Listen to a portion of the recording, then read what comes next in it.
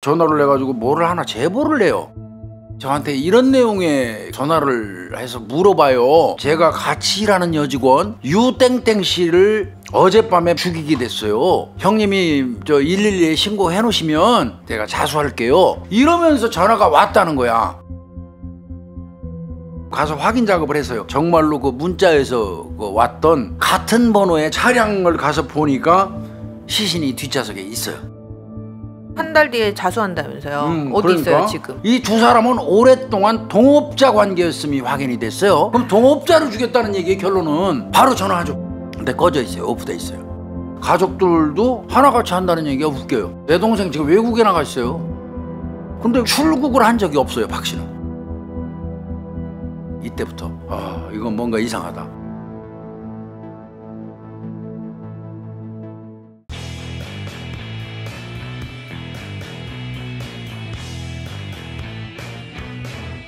(2016년 7월 18일이에요) 월요일 날입니다. 수원 중부경찰서 사건이에요. 어떤 변호사 사무실 사무장으로 일하는 사람이라는 분이 한 통 전화를 했어요. 중부경찰서로. 네.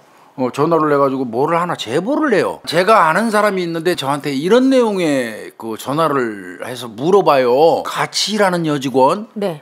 유땡땡 씨를 어젯밤에 말다툼 끝에 잘못해가지고 죽이게 됐어요. 그래서 시체는 말이죠. 네. 어디 주차, 이 공영 주차장에 있는 무슨 번호, 네. 차량 뒷좌석에 시신 있어요. 형님이 저 112에 신고해 놓으시면 내가 조금 볼일 좀 보고 다 정리되면 내가 자진해 가서 경찰에 자수할게요. 이러면서 전화가 왔다는 거야. 내용이 굉장히 구체적이니까 네. 확인이 반드시 필요한 거예요. 10시에 가서 했는데 정말로 그 문자에서 왔던 같은 번호의 차가 있는 거예요. 있어요. 그래서 네. 그 차량을 가서 보니까 시신이 뒷좌석에 있어요. 그럼 진짜였네요. 네. 이것도. 이 시신으로 발견된 사람은 그 차주인 유모 씨라는 61세 여성이에요. 문자에서 지목한 동일인이에요. 그러면 이 문자 보낸 사람은 정확한 거 이거. 그 다음에 이제 그 여성 같은 경우는 반소매 티셔츠에 긴 바지를 입고 있는데 네. 신발은 벗겨져서 뒷좌석 바닥에 놓여 있었다 이렇게 이제 보고요. 시신을 딱 봤는데 우열 상태면 피가 몰려갖고 벌건 상태예요. 이건 대체로 액살이나 교살에 의해서 생기는 현상이에요. 이 피가 한쪽으로 몰려 있는. 네. 우열이 있고 목에 끈에 졸린 사건이 있는 거예요. 교살입니다. 교살이네요. 네, 네. 끈으로. 특이한 점은 얼굴에 티슈가 한 장 딱 이렇게 덮여요. 티슈를 덮어놓고 네. 그 덮인 티슈 위로 안경을 씌웠어요. 얼굴에다가 뭐를 덮어놓거나 감추려는 시도를 하는 경우는 대다수 면식범이 많아요. 아는 사이. 그러면 범인은 왜 이런 행동을 했을까? 혹시 남녀관계에 의한 어떤 문제일까? 그럴 수도 있죠. 그 몸 상태는 어땠어요? 비스듬히 이렇게 기대듯이 있는 상태에 있었는데. 이렇게. 예. 아마 뒤에서 목을 해가지고 당긴 것 같습니다. 그래서 이제 시신을 발견했고 난리 난 거죠 이때. 차량 이제 그런 당연히 내부 감식하죠. 네. 그런데 이 유 씨의 피가 차량 내부에 튄 비산혈 흔적은 있어요. 그런데 뭔가로 닦아낸 또 흔적은 또 있어요. 그 얘기는 바꿔서 얘기하면 교살 과정에서도 잡아당기고 하면 코라든지 입에서 튀거든요. 피가 나와서 훅. 네. 푹 뿜을 수 있죠. 호기열이라고 그래요. 그게 튄 거를 분명히 닦은 적이 있는 거예요. 그 얘기는 범인색이 닦은 거 이거. 그 닦은 티슈는 이제 그 현장에서 못 찾았고요. 경찰이 생각할 때는 그 문자를 보낸 사람이 자기가 죽였다고 조만간 자수한다고 했잖아. 네. 그 사람이 일단은 제일 용의자겠죠. 그렇다면 이걸 닦은 놈도 그 사람의 가능성이 많죠. 근데 저는 여기서 아니라고 봤어요. 바로 2단계에서. 왜요? 지가 지인한테 통해서 제가 누구 씨 죽였는데 형님 경찰에 신고해 주세요. 내가 얼마 있다가 자수하러 갈게요. 이렇게 말할 정도라면 거기서 닦고 나가고 자시고 할 일이 없어요. 근데 이미 닦았다는 얘기는 그 단계에서 이건 도주하려고 작정한 거예요. 증거 인멸하려고 시도한 거고. 그러면 그 연락했다는 형님 좀 얘기해 주세요라는 그 사람의 흔적이 나왔어요? 그 흔적도 없어요. 다 닦아버려가지고. 아니 그래놓고 왜 자수를 해요? 어떤 다른 목적이 있을 가능성이 높아 보이죠. 있죠. 예. 네. 하여튼 경찰 입장에서는 그 사람을 용의자로 판단해서 추적할 수밖에 없겠죠. 43살 먹은 박씨 찾아야 되겠죠. 박씨 지가 죽였다고 문자 보냈으니까. 한 달 뒤에 자수한다면서요. 어디 그러니까 있어요 지금? 사망한 유 씨하고 무슨 이유가 있으니까 살해했을 거 아니에요. 네. 그럼 유 씨하고 두 사람 간의 관계는 도대체 뭐였을까도 확인을 했겠죠, 경찰이. 네, 네. 확인을 했더니 이 사망한 유 씨 이 여성하고 이 문자 내가 죽였습니다 하고 보낸 이 박가 네. 이 두 사람은 오랫동안 동업자 관계였음이 확인이 됐어요. 함께 사채를 했어요. 대부업. 현재는 게임장, 사설 도박장, 게임장을 함께 운영하고 있는 동업자 관계예요. 그럼 동업자를 죽였다는 얘기의 결론은 그렇게 판단을 해서 이제 바로 전화하죠, 박가한테. 전화 안 받으니까 박씨 집으로 가지. 네. 박가 집에 가서 확인을 하는데 가족들도 하나같이 한다는 얘기가 웃겨요. 내 동생은요 누나한테 갔었는데 네. 내 동생 지금 외국에 나가 있어요. 어디 나갔는데요? 네. 그건 모르겠어요. 그래서 이제 뭐 이 주변 또 탐문도 경찰이 하기 시작합니다. 공통적으로 다 같이 하는 얘기가 2년 전에 한국에서 외국 나갔어요. 2년 전에 외국에 갔고요. 요즘에도 자주 문자 와요. 가족하고도 똑같은 얘기를 하는 거야. 다만 직접 통화해본 적 없다. 요게 이제 공통점이에요. 경찰 이 정도 되면 이제 여기서 쎄했다고 그러더라고. 약간 이상해요. 이거 뭐 이상하다 네. 이거. 그래서 진짜 외국 나갔으면 출입국 그 사실 확인을 껴보면 되잖아요. 출국을 한 적이 없어요, 박 씨는. 그럼 한국에 있다는 이거 이 순간 어떤 생각이 들겠어요? 이거는 이 사람 진짜 살아있는 거 맞나? 있나?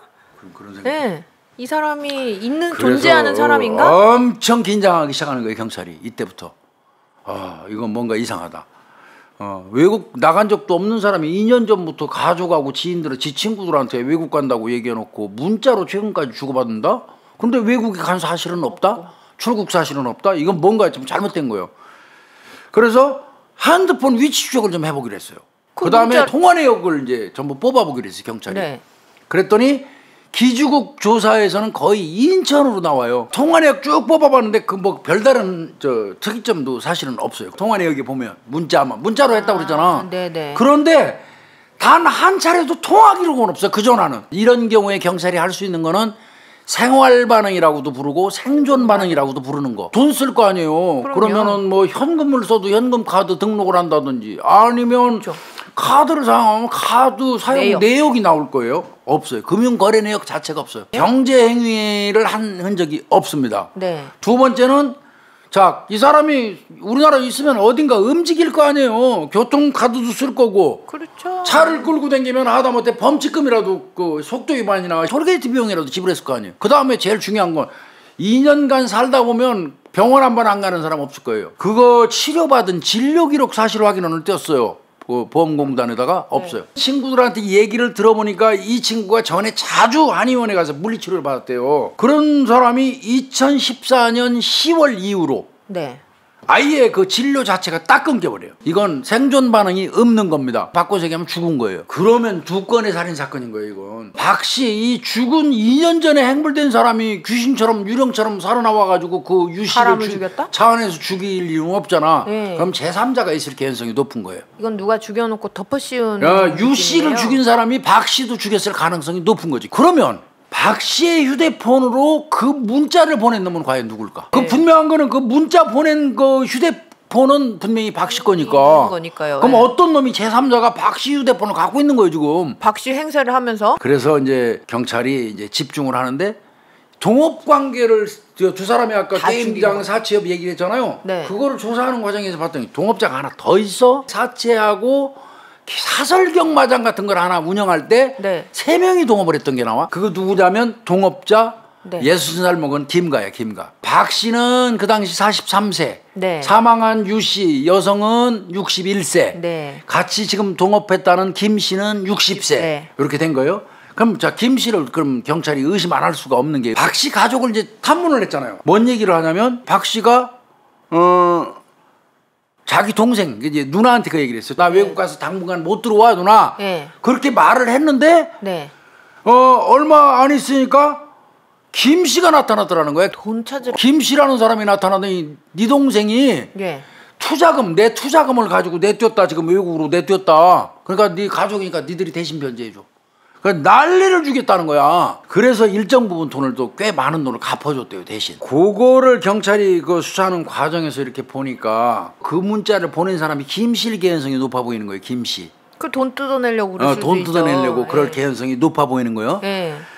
그리고 또 가족들 속이기 딱 좋잖아. 거기에다가 이 김 씨의 휴대폰 문자 사용하는 패턴을 경찰이 또 뽑아요. 주변에 네. 김 씨하고 통화하는 사람들, 네, 문자 네. 받은 사람들 걸 네. 뽑아서 그거하고 지난 2년 동안 박 씨가 가족 주변 보냈다는. 지인들한테 보냈다는 그 문자 있잖아요. 예. 그 문구를 2개를 갖다 놓고 이 김 씨가 예, 예. 평상시 문자 예. 습관, 요 박 씨의 평상시 문자 습관을 배우로 했더니 똑같아. 특히 특징점이 뭐가 있냐면 띄워쓰기를 아예 안 해. 그러면 이제 경찰이 여기서 감 잡았겠지. 그 뭐 말투나 이런 것도 비슷했겠죠. 그러면 예. 이거 김 씨라는 놈이 박 씨도 죽여놓고 박 씨 휴대폰을 가지고 박 씨 행사하면서 그 가족들한테 가고 내 돈 내놔 해가지고 돈도 받아내고. 그렇네요. 응. 예. 그 이제 이런 거 아닌가 이제 이런 생각이 드는 거예요. 그러면 박 씨 휴대폰을 2년 동안 유지한 건 뭐겠어요? 선불폰으로 이제 썼다고 돈을 그러더라고요. 냈겠죠. 선불폰으로. 네. 그거는 이제 요금을 꼬박꼬박 내면서 박 씨가 살아있는 거로는 주변 사람들한테 계속 문자를 해줘야 되잖아. 그래서 수사가 안 들어가지. 그러면 이건 거의 김가 이놈이 범인인 거예요. 그리고 그 차에서 발견된 그 유씨 여성이라는 여자가 7월 18일 날 발견됐잖아요. 네. 그 전날 7월 17일 날 네. 이 김가가 별도로 지 휴대폰으로 유씨한테 문자를 전화를 여러 번 한 그 통화 내역도 나왔어요. 그러면 이 유씨 만난 건 사실인 거예요. 김가연 놈이. 그렇네요. 유씨를. 네. 근데 이 새끼는 뭐 통화만 했지 나 만나질 않았다고 이제 오리발 깠죠. 그랬겠죠. 계속. 그리고 이제 제일 중요한 거 있어요. 뭐예요? 김가도 휴대폰이 있겠죠. 예. 자, 김가가 박 씨 명의로 휴대폰 있는 걸 가지고 문자 썼죠. 네. 그러면 한 몸에 2개 지니고 있으면 두 전화기 기지국은 늘 동일해야 되죠. 경찰이 그 휴대폰 위치 추적했어요. 그랬더니 김가가 움직이는 곳에 항상 박 씨 지금 사라져서 어디 있는지 모르는 박 씨 그 위치도 휴대폰도 같이 댕겨. 그러면 바꿔서 얘기하면 김가가 지 휴대폰도 갖고 댕기고 박 씨의 문자 전용으로 쓰는 휴대폰도 갖고 댕긴 거예요. 그러면 이거는 김가가 거의 범인일 수밖에 없는 거죠. 그러니까 이 정도 되면 이건 체포해야 돼요. 정황으로 일단 체포해놓고 다시 이제 처음부터 원점 수사를 해보기로 했어요. 거기는 공영 주차장이잖아요. CCTV가 다 커버는 못한단 말이에요. 워낙이 크니까. 사각지대가 있는 사각지대도 있고 예. 워낙 그다음에 듬성듬성 있을 수밖에 없단 말이에요. 그리고 그 시신이 버려진 날 아까 월요일 날 발견했다고 그랬잖아요, 경찰이. 네, 네. 그러면 일요일에서 월요일로 넘어가는 새벽이었단 말이에요, 이 범행 시간대가. 일하는 사람도 없고 사람들도 별로 이용 안 하는 거예요. 목격자도 거의 없는 거예요. 그렇지만 시신이 발견된 차량의 운전석에서 내리는 사람의 모습은 확인이 돼요. 어렴풋이 멀리 잡았는데 네. 그건 나와요. 그 사람이 김 씨면은 볼 것도 없죠. 그런데 얼굴을 알아볼 수가 없어요. 왜 못 알아보냐면 차에서 내릴 때 우산을 피면서 내려요. 비도 안 오는데 우산을 펼치면서 내려가지고 이 위에 부분 얼굴은 아예 우산에 가려서 보이질 않아요. 이제 경찰이 거기서 건질 수 있는 건 옷차림이죠. 예. 바지라든지 뭐 상의 옷차림, 그다음에 예. 들고 있는 뭐 물건 정도. 네. 그래서 이제 이 얼굴은 뭐 내리자마자 우산 뒤집어 써서 또 못 받고. 예. 그 다음에 이제 우산 쓴 상태에서 옆으로 갈 때 프로필로 살짝 비추는 거는 마스크 쓴 게 보였어요. 근데 아까 말씀드린 것처럼 손에 들고 있는 물건을 많이 본다고 그러잖아요. 쇼핑백을 하나 들었어요. 이 사람이 갈 만한 장소, 동선으로 연장되는 모든 CCTV를 다 까야지 이제. 차에서 내릴 때 뒤집어서서 얼굴을 가리고 일정한 거리를 가면 우산 쓰고 비도 안 오는데 돌아다니면 사람들이 의심할 테니까 분명히 우산은 접을 거예요. 접으면 옷차림새하고 뭘로 그 사람을 쇼핑백. 등거. 그래서 이제 이 옷차림새, 이 걸음걸이에 이 쇼핑백을 눈여겨서 바로서 CCTV를 막 따라가면서 봐요. 여기서 보고 저기서 이제 눈깔 빠지게 진짜 보고 가죠. 네. 그래서 주차장을 중심으로 인근 CCTV를 모두 수거해서 분석을 해요. 네. 그래갖고 차에서 내린 남자를 이제 추적을 하는 거예요. 추적을. 네네. 이 사체 유기 장소, 그 주차장에서 멀어진 어떤 지점에서 남자의 마스크를 벗은 모습이 드디어 CCTV에 포착이 됩니다. 이제 저 멀리 가서는 마스크까지 벗어 제낀 거예요? 다 벗어 제낀 거죠. 우산도 안 보입니다. 안 보이고 옷차림새는 동일합니다. 요놈 나중에 뭐 그 얘기는 해요. 너 마스크 쓴 거 다 알아 우리가. 네. 우산 쓴 거 얘기했겠죠. 그러니까 마스크는 벗어서 바로 버렸고 네. 그래도 꼴에 또 우산은 또 비싸다고 생각했는 모양이지. 우산은 버릴 수 없어서 쇼핑백이 넣었대. 이거 얼굴 딱 나오면은 이게 누군지 금방 알잖아. 동업자 김씨라는 거지. 의심을 맞아요? 했었으니까. 네. 이거 딱 맞는 거지. 얼굴 확인하니까 바로 맞는 거지. 주차장에서 나와 집으로 가는 그 이 동선을 쭉 따라간 거니까. 얘가 그러니까 그 유씨 죽여놓고 나와서 한참 걸어가서 어디로 가냐면 다이렉트로 지네 집으로 갔단 말이야. 경찰은 쫓아가서 거기에 있는 CCTV를 뒤질 때 아침 시간대에 그놈이 기 나올 때 네. 그때 CCTV도 경찰이 또 돌려본 거예요. 그럼 다 딱딱 맞는 거잖아요. 지금. 그래서 이건 명백히 이제 이건 범인이죠, 범인. 범행이 있은 지 4일째 되는 날 12시 7월 22일 날 낮 12시에 수원 시내에서 이 김가를 체포해요. 전무가 이제 궁금하죠, 전무가. 김가는 경찰이 잡아오니까 처음부터까지 아니라고 그러죠, 부인하죠. 그런데 CCTV 보여줍니다. 자, 너 아침에 집에서 견화 올 때 CCTV에 네 옷차림새, 네 저 쇼핑백 들인 모습이 이거야. 살인 사건이 나고 난 다음에 그 차에서 내리는 놈의 모습에 너 지금 비슷하지. 네가 우산 썼지만 옷차림새는 비슷하지. 손에 흰색 쇼핑백 들은 것도 너 같아. 그 다음에 쭉 가서 마스크 벗으셨네. 자, 너지?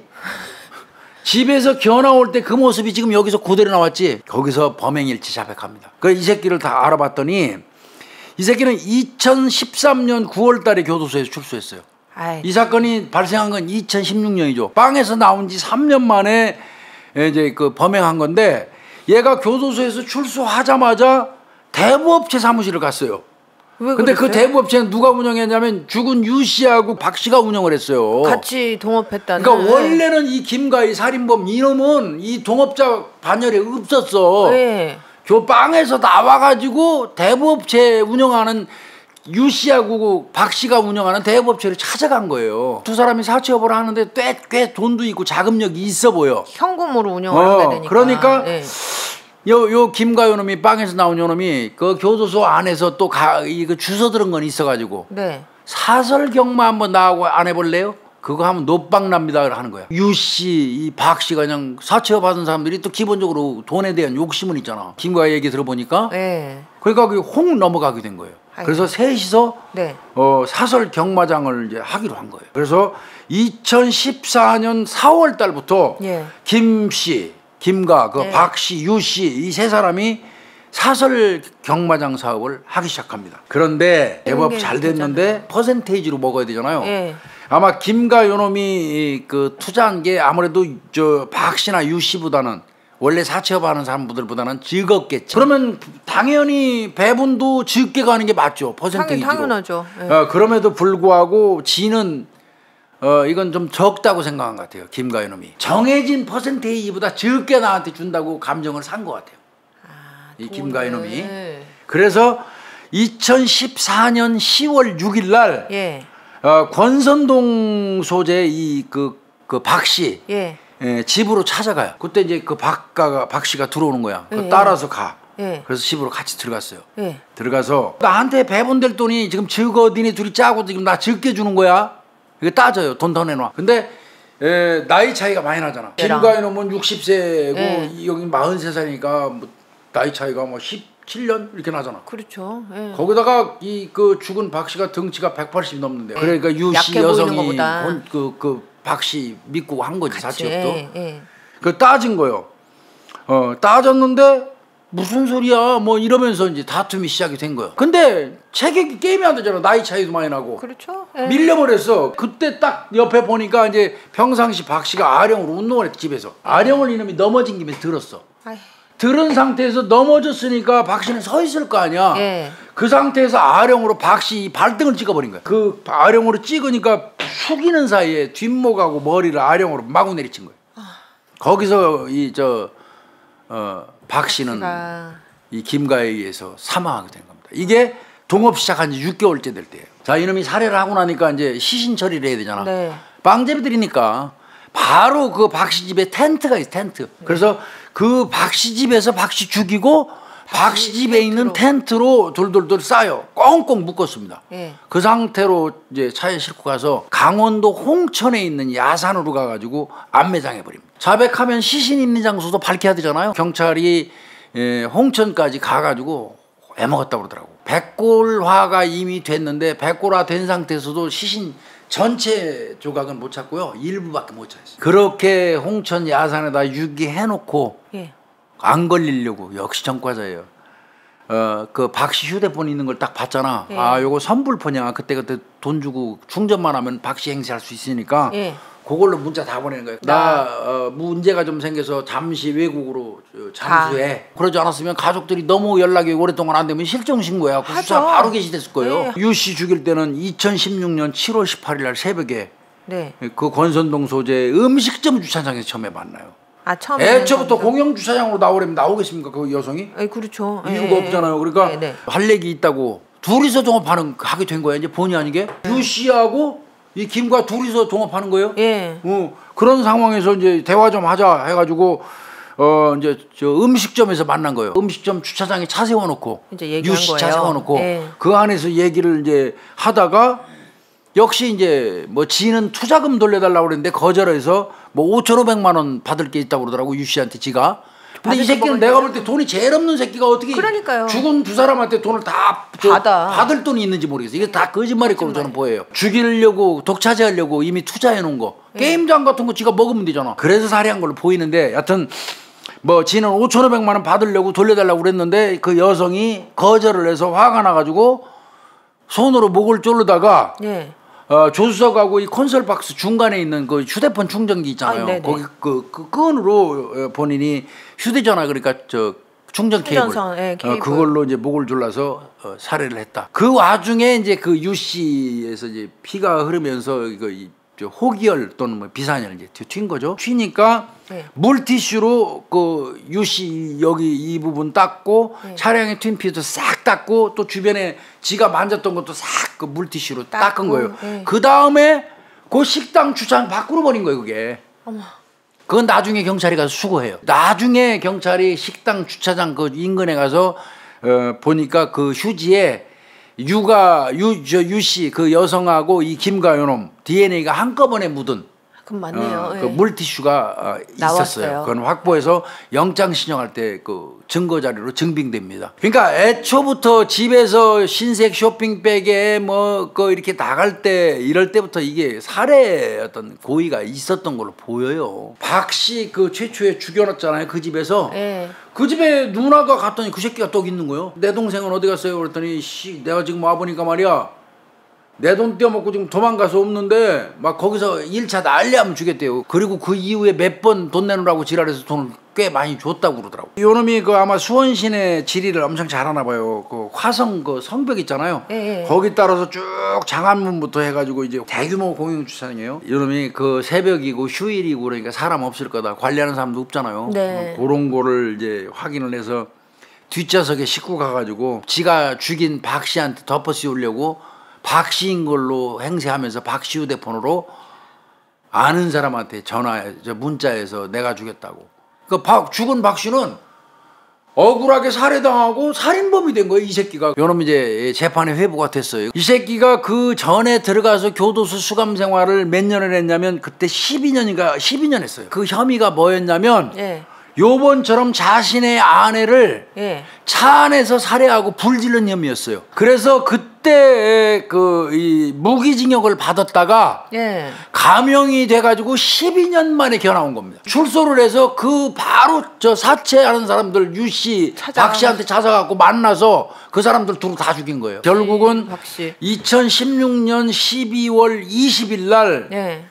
무기징역을 1심에 선고받았고 대법원 확정됐습니다. 12년 살려서 내보냈으니까 요번에 이놈이 나올 가능성은 없지요. 없겠죠. 유 씨나 이 박 씨 같은 경우는 본인들이 생업으로 선정한 게 사설 경마장 내지는 사채업이었다는 게 본인들이 어떻게 보면 명을 재촉한 그런 결과로 작용했다. 범죄에 너무 노출되어져 있는 그런 직종이다. 대한민국 살인사건 190회는 이 정도에서 마치겠습니다. 네, 고생했습니다.